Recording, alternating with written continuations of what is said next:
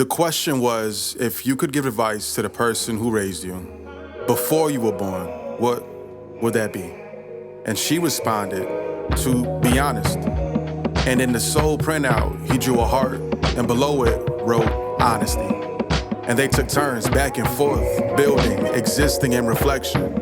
That's SoleTies. It's more than a card game, it's an experience. An invitation to build bridges and remove those walls that we carry. I mean, whether it's date night, hanging with friends, or just vibing alone, SoleTies creates connections like no other. Some call it paint and sip meets conversation. And for all, the depth of questions opens the door to healing and stronger bonds.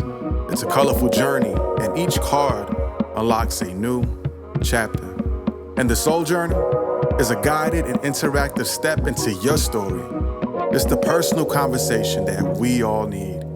Because if each step explains the journey, then what does your soul say about you? SoleTies. It's more than a card game. It's connection. Available now.